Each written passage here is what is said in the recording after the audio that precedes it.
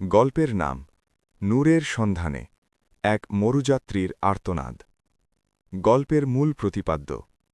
গল্পটি অহংকার বর্জন, হালাল রিজিকের গুরুত্ব এবং আল্লাহর ওপর তাওক্কুলের বা নির্ভরতার ওপর ভিত্তি করে রচিত।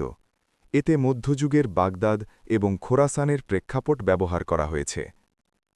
প্রথম অধ্যায়। বাগদাদের সেই অহংকারী বণিক। বাগদাদের ব্যস্ত বাজারে তখন দুপুরের তপ্ত রোদ, চারদিকে মশলা, রেশমি কাপড় আর আতরের ঘ্রাণ। শহরের সবচেয়ে ধনী বণিকদের একজন ছিলেন জুবায়ের ইবনে ইয়াহিয়া। তার অট্টালিকা ছিল দজলা নদীর তীরে, যা দেখলে যে কেউ চোখ কপালে তুলত। জুবায়েরের ব্যবসা ছিল ৭ সমুদ্র ১৩ নদীর ওপারে, কিন্তু তার একটি বড় দোষ ছিল অহংকার। তিনি মনে করতেন তার এই অঢেল সম্পদ কেবল তার নিজের মেধা আর বুদ্ধির জোরে অর্জিত। একদিন এক বৃদ্ধ মিসকিন তার দরজায় এসে এক লোকমা খাবারের আবেদন জানালেন। জুবায়ের তাকে তাচ্ছিল্য করে বললেন, সামান্য পরিশ্রমে যে আহার জোটে না, তার এই পৃথিবীতে বেঁচে থাকার অধিকার নেই। যাও, কাজ করো। বৃদ্ধ শান্ত স্বরে বললেন, হে জুবায়ের, আল্লাহ যাকে দেন তার পরীক্ষা নেন। আজ তোমার যা আছে কাল তা নাও থাকতে পারে। রিজিকের মালিক তো তিনি, তুমি নও। জুবায়ের হো হো করে হেসে উঠলেন। তিনি জানতেন না সেই রাতেই তার ভাগ্যের চাকা উল্টে যেতে শুরু করবে। দ্বিতীয় অধ্যায়। ঝড়ের কবলে জীবন।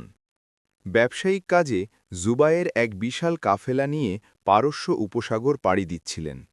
মাঝ সমুদ্রে হঠাৎ আকাশ কালো হয়ে এল।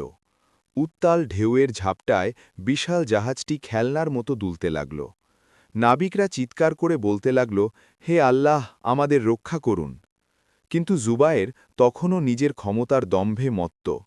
তিনি ভাবলেন তার শক্তিশালী জাহাজ আর দক্ষ কর্মীরা তাকে বাঁচিয়ে নেবে। কিন্তু কিছুক্ষণ পরেই একটি বিশাল ঢেউ জাহাজটিকে দুমড়ে মুচড়ে দিল। জুবায়ের একটি কাঠের তক্তা ধরে কোনো মতে প্রাণ বাঁচালেন। যখন তার জ্ঞান ফিরল, তিনি দেখলেন নিজেকে এক জনমানবহীন তপ্ত মরুভূমির প্রান্তে।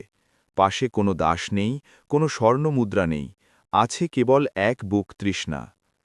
শিক্ষণীয় তথ্য। পবিত্র কুরআনে বলা হয়েছে, মানুষকে যখন দুঃখ কষ্ট স্পর্শ করে তখন সে আমাকে ডাকে, শুয়ে, বসে বা দাঁড়িয়ে। তারপর আমি যখন তার দুঃখ কষ্ট দূর করে দেই, সে এমনভাবে চলতে থাকে যেন সে তার দুঃখ কষ্টের জন্য আমাকে ডাকেনি। সূরা ইউনুস ১২। তৃতীয় অধ্যায়। এক দরবেশের সান্নিধ্য। মরুভূমিতে ৩ দিন অভুক্ত থাকার পর জুবায়ের এক ছোট কুঁড়েঘরের সন্ধান পেলেন। সেখানে বাস করতেন একজন বৃদ্ধ দরবেশ। তিনি জুবায়েরকে পানি এবং সামান্য খেজুর খেতে দিলেন। জুবায়েরের চোখে পানি এসে পড়ল। তিনি জিজ্ঞাসা করলেন, আপনি কি জানেন আমি কে? আমি বাগদাদের শ্রেষ্ঠ ধনী জুবায়ের। দরবেশ মুচকি হেসে বললেন, আমি কেবল দেখছি এক ক্ষুধার্ত মানুষকে, যাকে আল্লাহ আমার কাছে পাঠিয়েছেন। তোমার পরিচয় এখানে অর্থহীন। এখানে তুমি কেবল আল্লাহর একজন মুখাপেক্ষী বান্দা। পরবর্তী কয়েক মাস জুবায়ের সেই দরবেশের কাছে ইসলামের গভীর জ্ঞান শিখতে লাগলেন। তিনি বুঝতে পারলেন, হালাল রিজিক, সামান্য খেজুরের ইবাদত হাজারো হারাম লোকমার চেয়ে শ্রেষ্ঠ। বিনয়, কপাল সিজদায় লুটিয়ে দিলেই কেবল হৃদয়ের প্রশান্তি মেলে। আমানতদারি, সম্পদ আল্লাহর দেওয়া আমানত, যা গরিবের হকের সাথে মিশে থাকে।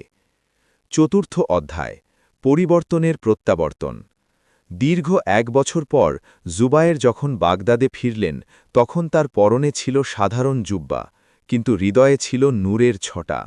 তার অট্টালিকা এখন আর কেবল নিজের বিলাসিতার জন্য নয়, বরং অভাবীদের আশ্রমে পরিণত হল।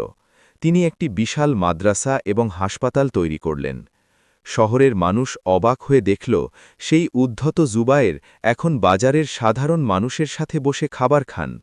কেউ তাকে আগের অপমানের কথা মনে করিয়ে দিলে তিনি শান্ত স্বরে বলেন, সেই দিনের জুবায়ের মারা গেছে মরুভূমির বালু ঝড়ে।